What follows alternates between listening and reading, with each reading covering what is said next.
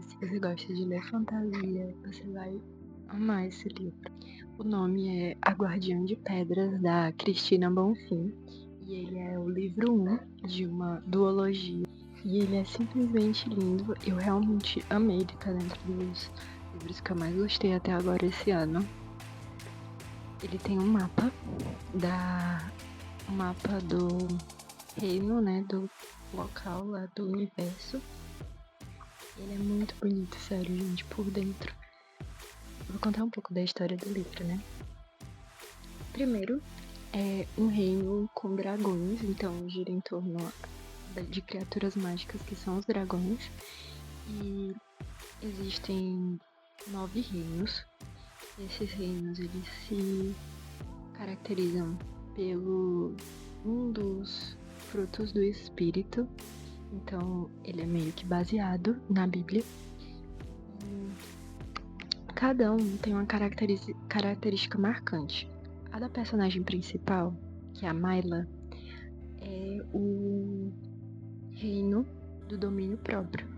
Então, meio que lá é tudo voltado para isso, domínio próprio. Eles se acham um pouco superiores a todos os outros reinos por conterem o domínio próprio. E, consequentemente, lá é um reino mais gelado, mais frio, com menos emoções, digamos assim. Por isso que ele não é o meu favorito.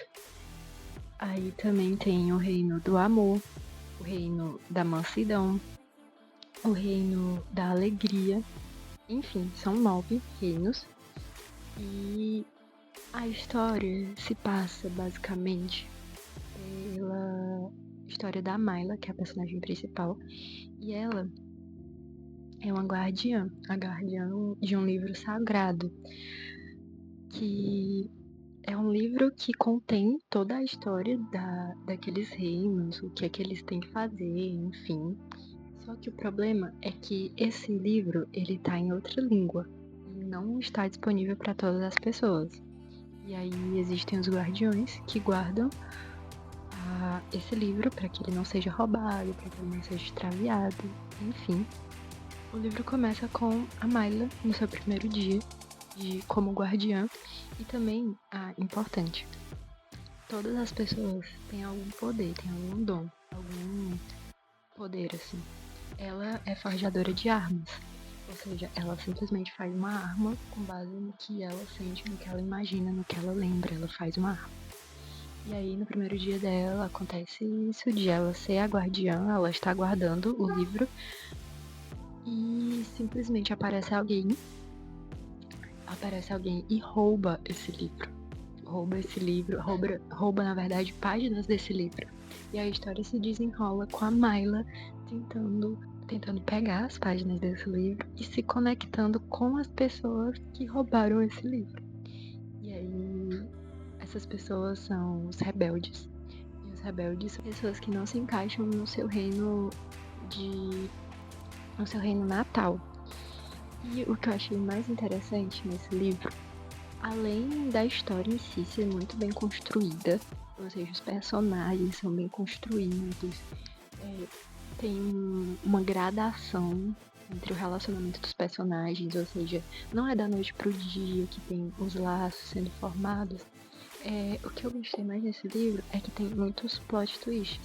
Por exemplo, você espera uma coisa, tá tudo indo de acordo com esse caminho, e aí simplesmente não é aquilo que você esperava, entendeu?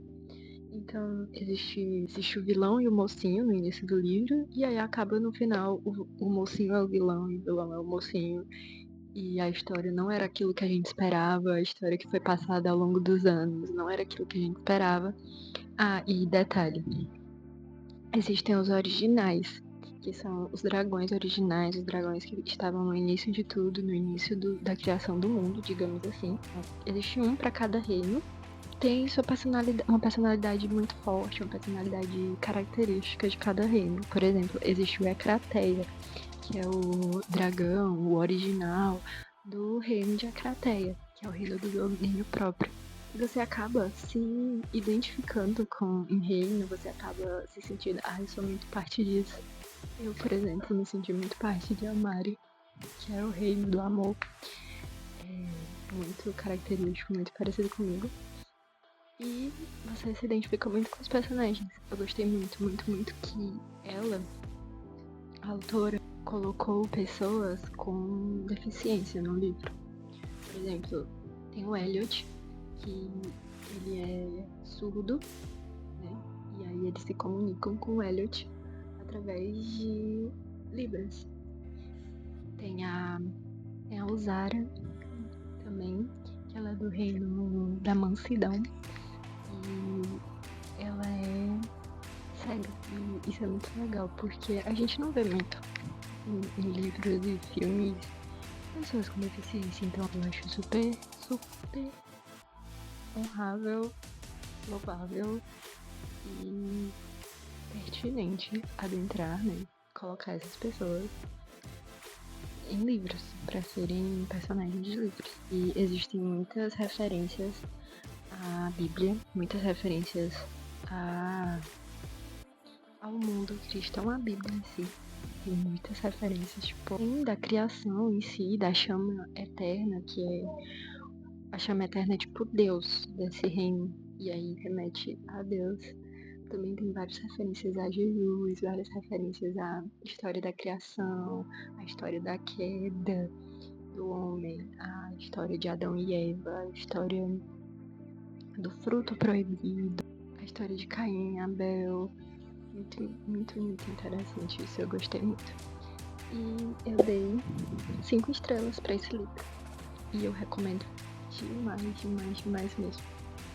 Fica a dica.